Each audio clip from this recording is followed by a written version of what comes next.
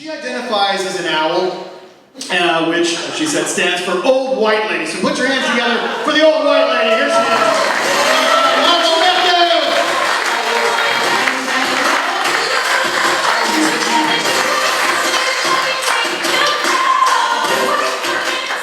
It's true. I'm white, I'm a lady, and I'm really old.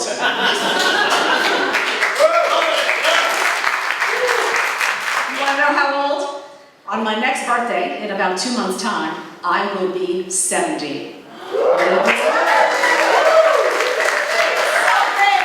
So great to be old enough that you get an ovation just for breathing. Also, look at me, I'm doing stand-up comedy. The only hard part is standing up. It's weird being 70, because you know what? It's too late to die young. Yeah. And so, you know when you look at obituaries in the paper, and that person died in their 50s, and you're like, oh God, that's so sad. They're still so young. And then they're in their 60s, and you're like, oh yeah, that's still kind of young. And then they're 72, and you're like, meh.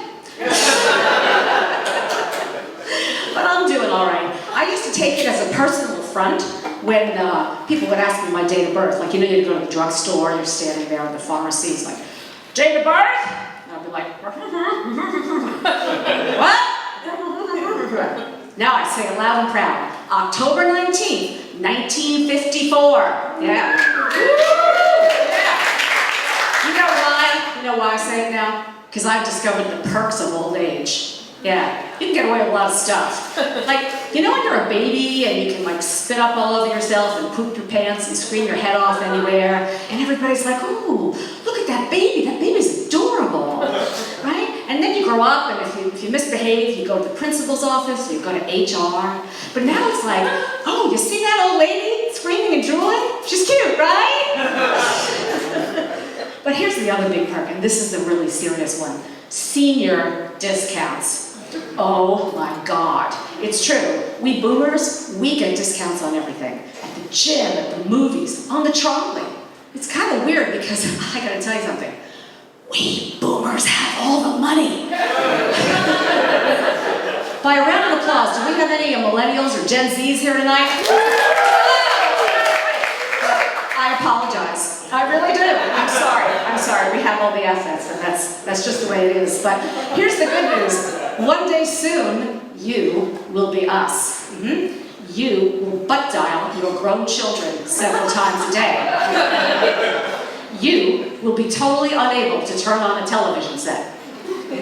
And you will only eat at restaurants with happy hours that start at 4 p.m. And you will live on sliders and dumplings and miniature tacos, and all your food will be this big, and you will only drink house wine, and it will always be a blend.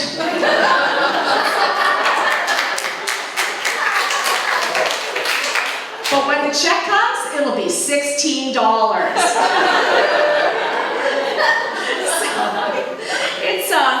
It's really something. It's quite the thing to be old, and we like to fool ourselves, we boomers. We say we're sitting at the bar, and people think we're cool. We're having a snack before dinner, but you know the truth, right? That is our dinner, and we have to be in bed by 7:45 so that we can get up at 3:30 and start butt dialing you.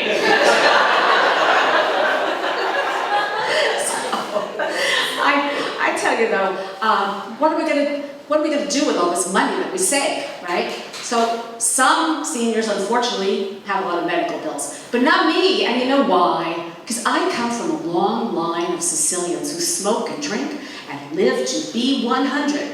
And you know what their secret is? You ask them, they're gonna tell you, don't go to the doctor. Don't go to the doctor.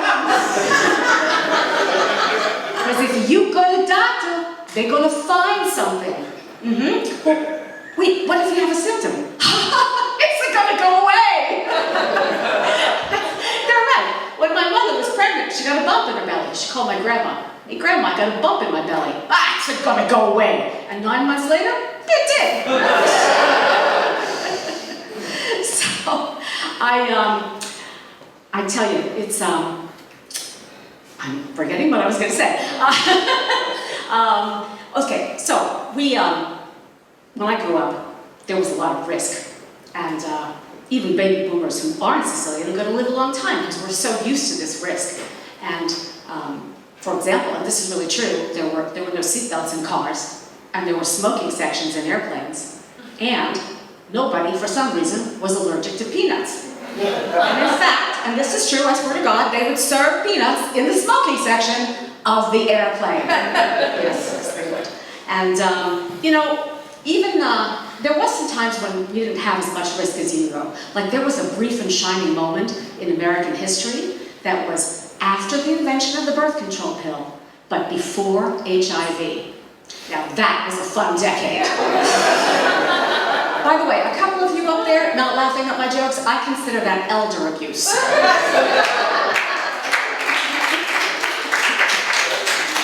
So, risk or no risk, I think death is going to come for us all one day, but I don't really want to go. And it's not that I'm afraid of death, it's just that, let's face it, death has lousy branding.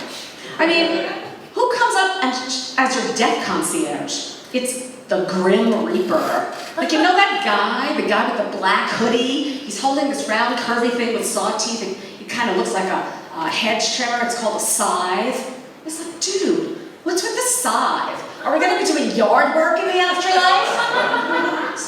And if death is so smart, why does he show up as that guy? Why doesn't he show up as something more approachable, like, I don't know, a baby panda? Ooh, a baby panda! I want to go with you, little guy! Personally, I don't like any of my choices for the afterlife. I mean, there's heaven, where I won't know a soul.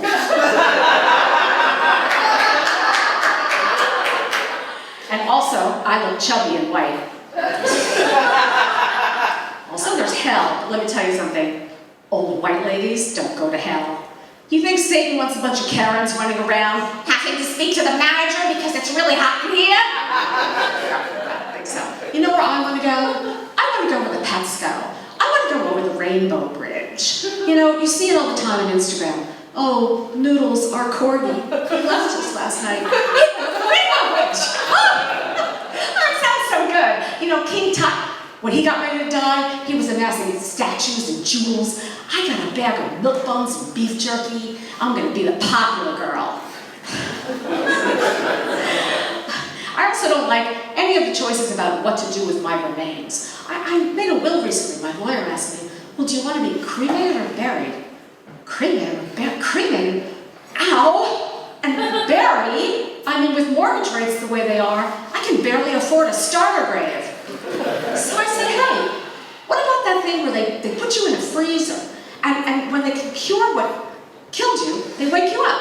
Oh, cryogenics. Yeah, cryogenics. Put me in a freezer and throw in some of those lean cuisine and some of those gel eye masks and one of those cool sculpting machines that get rid of the cellulite. And when I come out of the 24th century, I'm going to be a 10 in my Starfleet uniform.